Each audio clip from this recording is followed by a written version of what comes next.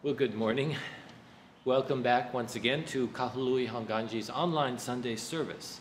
So today's service is for Sunday, September 6th, 2020, and we welcome you.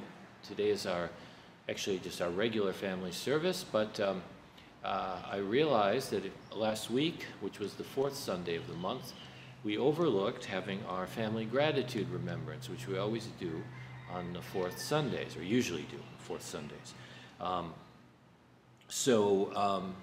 That would be for all those who had memorial services during the month of August, and just to remember them. And when we have services in the temple on those family gratitude remembrance times, we actually read the names, but for privacy's sake, we can't do that now. We can't do that with the online services, as I've mentioned before, but we will. We still will read the aspiration. We read the aspiration, and we are able to remember our loved ones in that way. And everyone at home can remember those in their family who have a memorial service, family or friends, you know. But so today, even though it's September already, I will do the aspiration, family gratitude aspiration, to remember those who passed away, who had the memorial services in August. Okay, so that's one thing. And also to let you know, we were coming up, this is more of an announcement, but we will have our family gratitude for September on the 27th, which is also our major service, our Ohigan, time of remembering the harmony and balance of the universe. And we'll talk about that more when we get to it, but that's another thing to put on your calendar. So remember Ohigan service, and we will also have our family gratitude for those who have memorial services in the month of September. Okay, so that's about it for now. Let's begin our service. We will start with the Vandana Tisarana, and then, as I said, have the family gratitude remembrance aspiration for August. Then I will have the sutra chanting, which is the English version of Jusege versus reaffirming the vow. And then we will have the golden chain of love, followed by a Dharma message, and then the loving kindness meditation, the metta chant, and then the closing nembutsu and closing words. Okay, so let's begin our service now with our hands together in Gasho and recite the nembutsu. Namo Amida Butsu. Namo Amida Butsu. Namo Amida Butsu. Namo Amida Butsu. Namo Amida Butsu. Namo Amida Butsu. Namo Amida Butsu.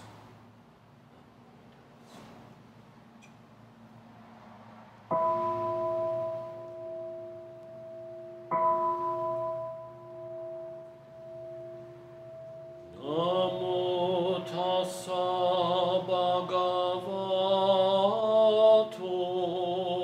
arahato sammasambuddhassa. Homage to him, the exalted one, the enlightened one, the supremely awakened one. Buddhang saranang gacchami, Dhammang saranang gacchami, Sanghang saranang gacchami. I go to the Buddha for guidance. I go to the Dharma for guidance. I go to the Sangha for guidance. Namo Amida Butsu. Namo Amida Butsu. Namo Amida Butsu.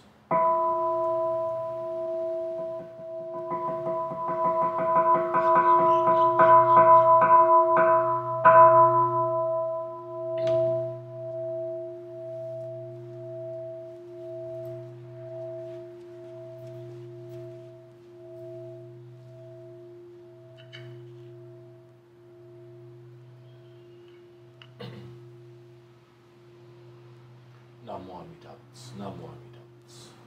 Namo Amida Butsu. Today, Kahului Hongwanji Sangha gathers together to remember our loved ones who have passed away, particularly those whose memorials were observed in the month of August. In appreciation of them, let us reflect deeply on the transience, the uncertainty, and the impermanence of existence, so that we may all awaken to realize the true significance of living. May we live our lives as an expression of appreciation for the limitless kindness we constantly receive each and every moment, and let us seek to repay our debt of gratitude to all of our departed loved ones for the great benevolence that they have bestowed upon us. In deep awareness of the many blessings we constantly receive from others, let us repeat the name which is true reality itself, measureless light, boundless life. Namo Amida Butsu. Namo Amida Butsu. Namo Amida Butsu.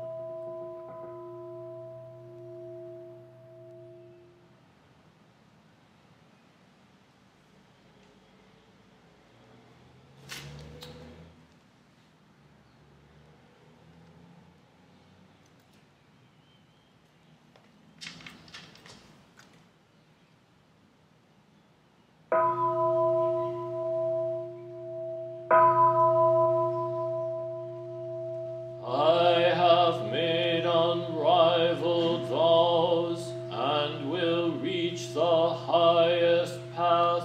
If I fail in any way, may I not attain Buddhahood. Should I not provide to all for countless kalpas to come, aid in times of suffering, may I not attain Buddhahood. I will reach enlightenment, but unless my Buddha name resounds throughout the universe, may I not attain Buddhahood. I will practice the noble path, wisely, mindfully, free of greed, seek to reach the supreme way, be a guide to one and all. May my power shine great light to illumine and dispel the darkness of the three poisons and save all from suffering. With eyes of wisdom I'll remove the darkness of ignorance. I will close all evil paths, open gates of highest good. When I attain Buddhahood, light will shine throughout all lands, light brighter than sun and moon, outshining all heavenly lights, giving my virtues to all, not forsaking anyone.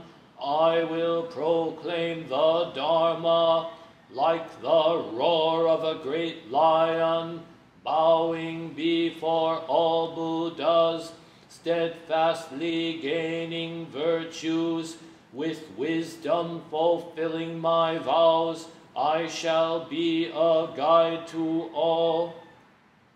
Like the wisdom of my teacher, may my wisdom also shine all throughout the universe and illumine one and all. If I shall fulfill these vows, may all lands tremble with joy. From the heavens wondrous flowers rain down upon all the lands. Namanda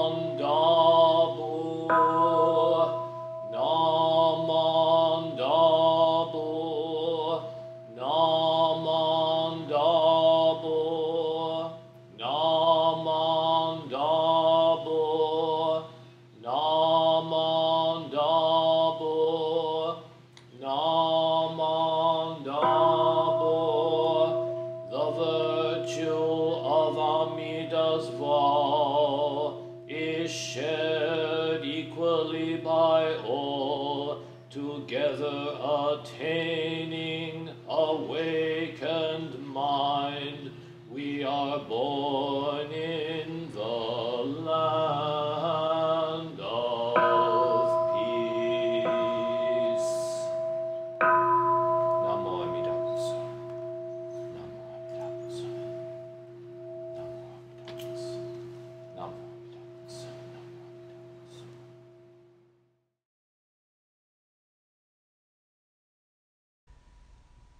Golden Chain of Love. I am a link in Amida Buddha's golden chain of love that stretches around the world. I must keep my link bright and strong. I will try to be kind and gentle to every living thing and protect all who are weaker than myself. I will try to think pure and beautiful thoughts, to say pure and beautiful words, and to do pure and beautiful deeds, knowing that on what I do now depends not only my happiness or unhappiness, but also that of others. May every link in Amida Buddha's golden chain of love become bright and strong, and may we all attain perfect peace. Namo Amida Butsu. Namo Amida Butsu. Namo Amida Butsu.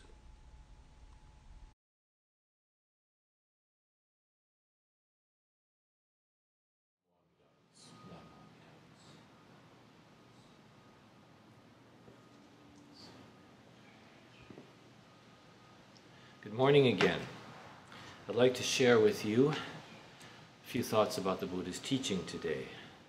And what I'd like to do is continue with what we've been doing with our kind of enjoying reading Kenneth Tanaka's book, Jewels.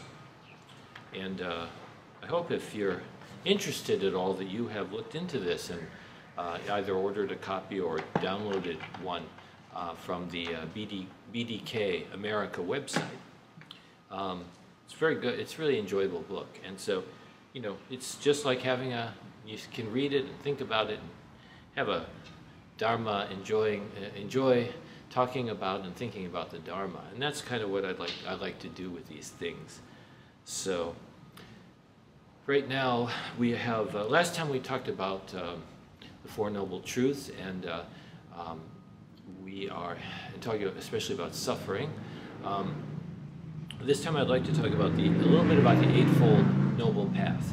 Now, I don't know if you guys can hear from the microphone, through the microphone, but I think you can. It's a very noisy place where this temple is. We're not like in a secluded up on the mountain, you know, nice quiet, and like you kind of think of a Buddhist temple, but instead we're right on a busy street, and it's so noisy other times. Sometimes it's so noisy I have to stop and redo the filming of the video, the taping of the video. I'm showing my age. Filming, taping, it's recording, a digital recording of the video because it just gets, there's so much noise outside. But that's one of the things, you know, life is suffering, so we just have to adjust to it and do our best to make the best out of it. So, Four Noble Truths, you know, suffering and life, and that there's a cause of suffering, which is our attachments, and that there's a cure, a way out of suffering, or as Dr. Tanaka says in the book, suffering is optional. Yeah, it is. I mean, how we think about it is sort of optional, although even that's hard. You know, it's hard to change the way we think. But that's part of, I think, the whole adventure of the Buddhist path is that we can learn to change and be changed. Change the way we think and be changed by the Dharma, by the Buddhist teaching, by the great compassion of the universe. And as we are changed, we are also become able to help to change others, to change the world, to be a place of harmony and peace and understanding. So after we say suffering is optional, dissatisfaction, disharmony, the bumpy road, the bumpy ride of life, dukkha, that's what the Indian word that the Buddha said, life is dukkha. So after we get through that, then Buddha says the fourth noble truth, that the way out of suffering is the noble eightfold path. And so this is what I'd like to talk a little bit about today. And there's a lot of things. So before he talks about the Eightfold Path in chapter 6 of this book, he talks about karma, and that's very important. Karma is misunderstood in the West very much. People talk about, oh yeah, I did a good deed, I got some good karma, you know, or if I don't do the right thing, I'll get some bad karma, and it's going to come back and punish me. So we say, I'm going to get rewarded, get good karma. That means something good is coming back to me, or something bad is coming back to me. That's an ego, you know. That's an ego way of thinking, which itself, of course, is karma. Karma is anything we do. Karma means action, and action can be in the form of thoughts. Action can be in the form of words, and also in what you do with your body, you know. Anything that you do with your hands, your feet, whatever, you know, everything is action. So, you know, we're making karma all the time. We have, you know, just our opinions, you know, that's karma. Just our way of just the constant thoughts that flow through our heads. That's karma. That's a form of action. The way we talk to others, or don't talk to others, right? All those things are karma. Those are our works, our actions in the world. But let me just talk about the Eightfold Noble Path, because it's very interesting, very, very interesting. So people who grew up in Hongwanji temples here in Hawaii years ago, they called it Sunday school then. It was kind of patterned after the existing Christian churches, you know, pews and Sunday school, Sunday service and everything, which they don't have, you know, they didn't have those in Japan or, you know, in traditional Buddhism. But this, in Sunday school, they learned the kind of what you call the general Buddhism. So about the Four Noble Truths and the Eightfold Path and so on. And they remember those. And now it's called Dharma school. But the Eightfold Path has not been emphasized as much, because many people have said, well, that's not Jodo Shinshu, that's not Shin Buddhism, that's not the Nembutsu teaching. But I think that's kind of a wrong way of thinking, kind of limited way of thinking, misunderstanding. Jodo Shinshu encompasses all of Buddhist teachings, and it's a kind of a mistake to think that the Eightfold Path is something that you do. You know, I've got to do, you know, step 1, step 2, step 3, all the way through step 8. Actually, Eightfold Path is symbolic of the 8 spokes of the wheel. So we have, you know, the wheel of Dharma has 8 spokes, and each one is one of these aspects of really of enlightened perfection, just as we also have the 8 spokes of the wheel of birth and death, the 8 types of suffering, which also Dr. Tanaka talks about in this book. But let me talk about the Eightfold Path real quickly, because try to keep it a little shorter today because we had extra things in the service and I don't want to keep you too long. But first of all, you're probably, if you know about the Eightfold Path, you're probably used to saying, you know, oh yeah, I know Eightfold Path. Right view, right effort, right speech, so on. Okay? Actually, right is, I think, not a good translation. Not exactly the right word. Not the right word.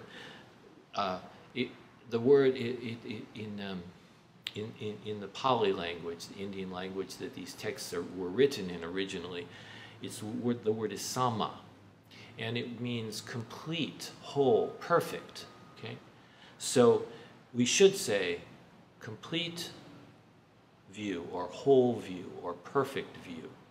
And view is understanding. Okay, so how we see the world. Well, first of all, the first 2 of these of the Eightfold Path are this perfect understanding, right view, and then perfect aspiration or right intention, right? This is what I'm going to, I intend to do this, or I want to do this. And these two together comprise the the first section of the Eightfold Path. It's divided into 3 sections. The first section is the wisdom section. So I need to have the right understanding, and I need to have the right aspiration.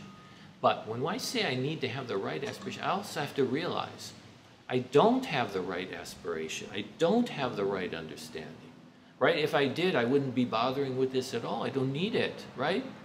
I don't know what's right and what's wrong. I don't know what is the perfect understanding. I don't know what is the perfect aspiration. My aspiration is always limited, right? I always have a little bit of self-interest involved there. My understanding is never radically truthful, right? I always kind of try to see things in a way that don't make me feel too bad about myself or don't criticize myself too well.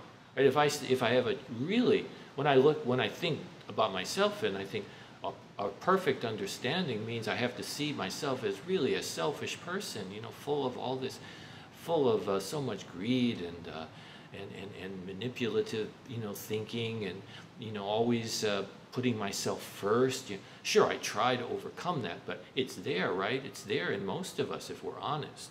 So we have to know there is a perfect view. There is a perfect understanding. There is a perfect aspiration. That's what we aspire for. That's where we're going. That's where we're heading. And at the same time, that is what embraces us, that perfect view, perfect understanding. So let's go on with that same thinking now to the next section, which is the section about perfect speech, complete speech, whole speech. That's a hard one. I'll come back to that.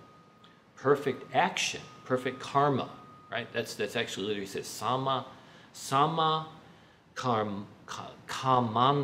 Sama kamanta means perfect karma.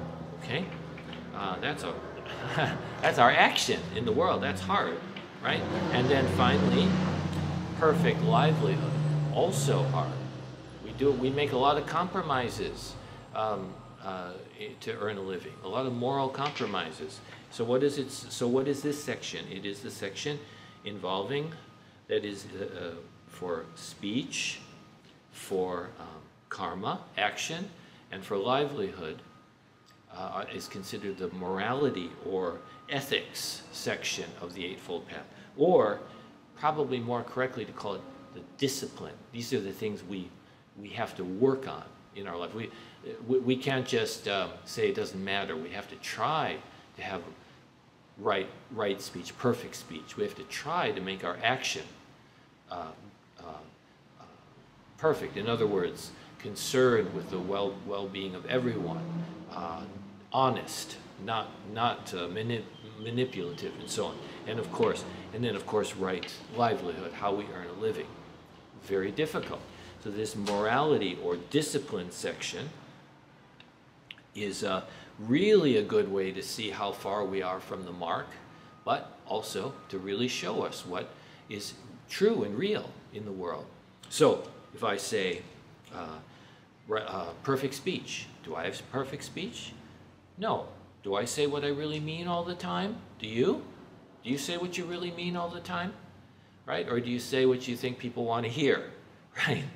Okay. Now, in your actions, are you completely transparent in your actions? Do you do only what needs to be done for the sake of what is good and true and real? Or do you do things just because, you want something for yourself? You want to gain something, right? Most of us, we're not perfectly, honest and compassionate, kind in our actions. Often not, right? We often act without thinking. Just that alone is very difficult to always be mindful when we act, right? Very difficult. So And then, of course, livelihood really encompasses the other two, because, when you go to your job, if you have if you're working, most people are forced to work for a living, and in that job, it's hard to keep your job and hard to get promoted and make more money and so on if you always tell the truth. No, on the contrary, you have to kind of flatter people. You have to kind of tell people what they want to hear, right? Suppose you're a salesman or something. Oh, don't buy this product I'm selling. It's terrible, right? It's very hard to be honest. People there's all kinds of, they say, politics that go on in the workplace. You don't want your boss to be mad at you and fire you and all those kinds of things, right? We have, competition between different people, between our co-workers and ourselves. The company or the job we work for might be doing something that we consider unethical. Do we keep the job? Well, I have to pay the bills. I have 2 kids in college. We have health bill, we have doctor bills, we have all these I got to keep my health insurance. One of the tragic things about the country we live in is this, in the sense that we don't have we make health care dependent on having only some people who have a good job can have health care costs covered. So that means that you're often really a slave to your job, really hard. So it's hard to not compromise in your job. So these eightfold. So now what are we discovering? The Eightfold Path isn't just telling you, it's not just like a checklist. Okay, I've got right view now, I've got right, right intention and so on. It is more like a mirror. It's starting to reveal how we live, yeah? I'm not perfect. I'm not perfect. Perfect view? No, I don't have perfect view or understanding. Perfect intention? No, my intentions are mixed. I want to do nice things for you, but I don't always. I often choose to do something nice for myself. Instead, right? Right conduct. Wait, did I miss one? Yeah, right speech. Perfect speech. My speech is not perfect. Always, I have a little bit of untruth in what I say, right? Very hard. I'm always thinking twice about what I say. I don't just say whatever the first thing that comes to mind. I think twice about it. Normally we think that's a virtue, to not say the first thing that comes in your head. It's usually for the harmony of society, it's usually the best way, but sometimes, we're going to say the truth, then we stop and we say something not quite the truth, right? So then, right karma, right action, right? Are my actions perfect? I don't think so, not mine. And then, my right livelihood, trying to do the right thing, trying to be perfect in our livelihood is very difficult. Even as a minister, right? We don't have a situation where you necessarily can be completely uncompromising and truthful and ethical and moral. Sometimes you kind of balancing people's feelings and difficult, and you still have to get along with people the same way as anyone else. So ministers are no different than anyone else. So we have the same kind of problems, right? Same limitations. Really hard to be perfect. It is. That doesn't mean we shouldn't strive for it, but it's really hard. So then the next section, the final section, Eightfold Path, 6, 7, and 8. So perfect effort, perfect mindfulness, and perfect Samadhi, perfect. It's often translated concentration. So I won't, that's a hard one. This last section really is all about, it's the section including, so we had the first section, wisdom, the second section of the morality or ethics, and then discipline, and then this final section is concentration or samadhi. These three parts of the Eightfold Path reveal to us or show us that side of the enlightened mind, which is the transcendent mind, the mind that is completely at one, completely at peace. And that, of course, right there we know we're not there yet. We're not there yet. So my effort, I try hard in my Buddhist practice, in my life as a Buddhist. Try hard, but it's not easy. Let me read you this one passage about right effort, because I think right effort is actually very important. And we can strive to have perfect effort. We can strive for our effort to be improved in our living and in our Buddhist path. But of course, we have to put it in the perspective of our radically imperfect nature. But what Dr. Tanaka says is, right effort is the focused, energetic will to foster positive and wholesome states of mind. So we want our mind to be wholesome. We don't want to be thinking, constantly going to the dark side, constantly thinking, the negative things about people, constantly thinking about the negative things that will happen in our lives. So there's 4 ways of accomplishing this.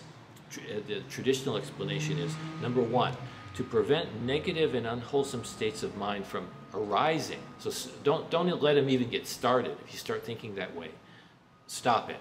Don't say, okay, let go of that thought. We'll go somewhere else. Number 2, to put an end to negative and unwholesome states of mind that have already arisen. So once they're there, and I'm thinking, oh gosh, I don't like that person, or I hate this situation, and what are we going to do about it? How are we going to get out of it? And all this is driving me crazy, and all this kind of stuff. Stop it. You have to stop. Nobody can stop it for you, right? No other person can come up to you and make you stop that kind of thinking. Even if they're talking to you and you fall out of your perfect speech and start talking cheerfully with them, even though inside you feel negative, right? We do that too. No one can stop that state, those negative states of mind, except myself. And number 3, to cultivate conditions for positive and wholesome states of mind that have not yet arisen. Thinking, actions and thoughts and way of speaking, way of acting help to cultivate wholesome states of mind rather than negative states of mind. And then number 4, to foster and bring to perfection the positive and wholesome states of mind that have already arisen. So when we have those states of mind, hold on to them, think about them. Think about ways that we can think, that we can find the positive and the good in things that we're dealing with, especially when we're dealing with other people. It's really easy to understand it in that circumstance. You have a choice to think well of another person or think negatively, think badly of that person. Try to think well. Remember, they are just like you. A person that drives you crazy or that you dislike, or situation that you dislike, especially a person. You remember that they don't. They were also they've gone through the same things you've gone through. They've had problems, traumas in their life. They were also a little child, a cute little baby at one time. Even the worst person you can think of maybe was a cute little baby at one time. So we all have that innocent core, that deep, sincere, untainted, innocent core that we have that within us. And if normally we think I'm the only one who's good, we often think that about ourselves, and we see negative things in others. To cultivate a positive and wholesome state of mind is to realize that everyone is in the same boat. Everyone's going through the same thing I'm going through, and to really focus on that. So let's move on. The last 2 spokes of the wheel of Dharma, the Eightfold Path, perfect mindfulness and perfect Samadhi. Mindfulness has to do with meditation, which is a very popular thing in our society, and there's a lot to be said for meditation. It can teach us a lot. It's very difficult. It's a wonderful discipline. It won't solve all of your problems, and it won't turn you into the Buddha, because there's a lot more to it than that. There's a lot more to enlightenment than meditation, but meditation can certainly show us our mind and the truth of our mind. And also, mindfulness is not just your mindfulness, your awareness, your being aware of your own mind. Mindfulness is in awareness, as we realize our own nature, our own mind, we also become aware of the mind. We also realize that the mind of the Buddha, the mind of true reality is always there, right? The Buddha's enlightenment is not something that happened to one person at one time, thousands of years ago, and this one person happened to become enlightened. The Buddha awoke to the enlightened mind, which is the fundamental reality of the universe itself, of all things, of all life. So to be mindful is not myself simply becoming mindful. There is a mindfulness, just a kind of everyday mindfulness that it's a good idea to cultivate. For instance, while you're driving, please be mindful when you're driving, right? Don't start thinking about all kinds of things and looking the other way and having conversations back and forth. When you're driving, you have to be mindful of the road. But the perfect mindfulness is the mindfulness that transcends all of us and embraces all of us. And then the final perfection is the perfect samadhi, perfect concentration. I don't think I can really even begin to talk about that because that's beyond me, right?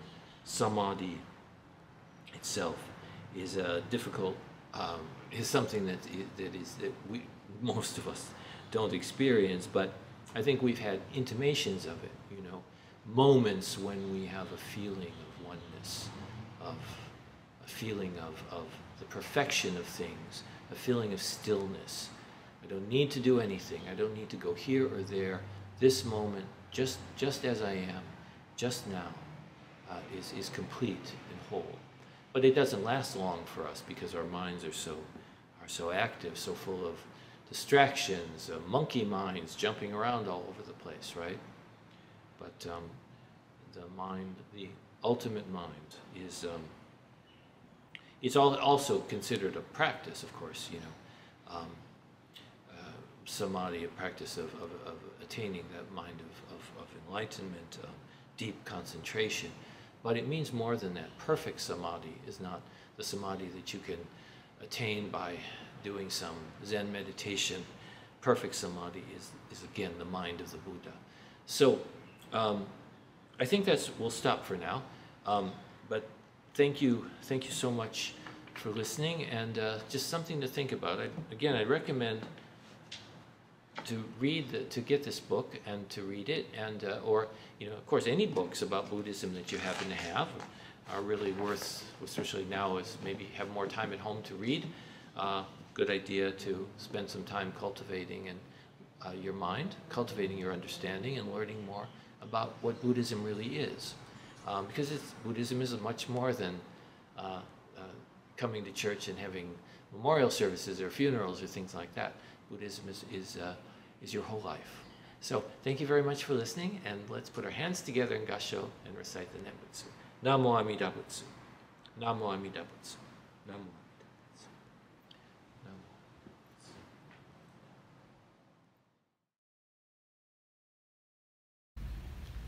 May all beings be happy and well. May no harm or difficulties come to them. May they live in peace and harmony. May I be happy and well. May no harm or difficulties come to me. May I live in peace and harmony. May my family be happy and well. May no harm or difficulties come to them. May they live in peace and harmony. May my teachers be happy and well. May no harm or difficulties come to them. May they live in peace and harmony. May my friends be happy and well. May no harm or difficulties come to them. May they live in peace and harmony. May strangers be happy and well. May no harm or difficulties come to them. May they live in peace and harmony. May my enemies be happy and well. May no harm or difficulties come to them. May they live in peace and harmony. May all beings be happy and well. May no harm or difficulties come to them. May they live in peace and harmony. Namo Amida Butsu. Namo Amida Butsu. Namo Amida Butsu. Namo.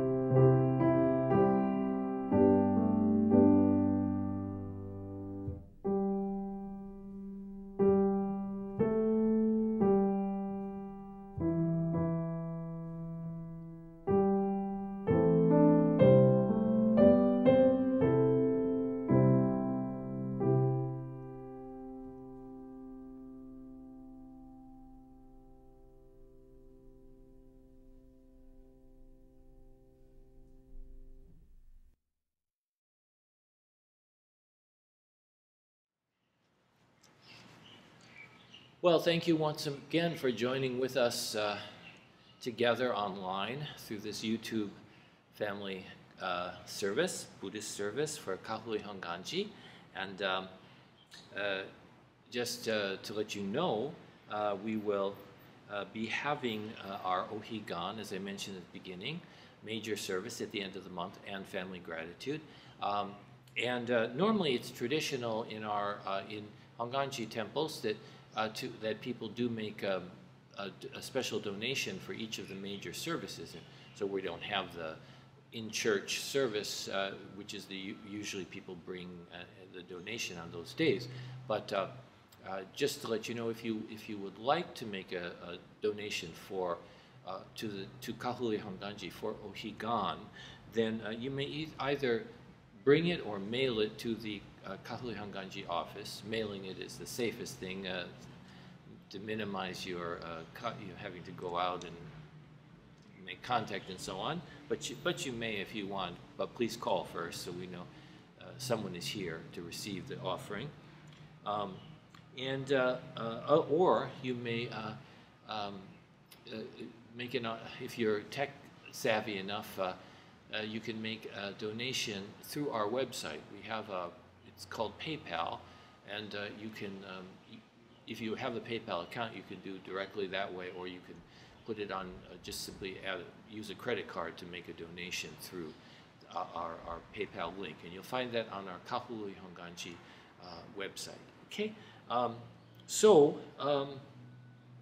you can make a donation anytime if you'd like through the website as well. Thank you again for being with us. We have a few more announcements on the kind of scrolling text following after we're done here. And if you want to take a look at those, you can see.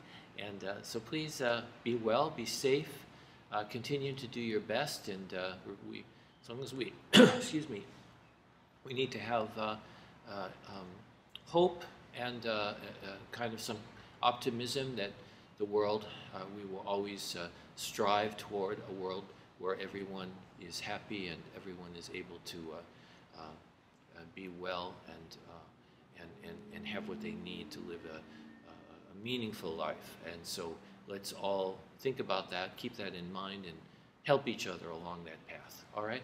Thank you very much. Let's put our hands together in Gasho and close the service now with the recitation of the Nembutsu. Namo Amida Butsu. Namo Amida Butsu. Namo.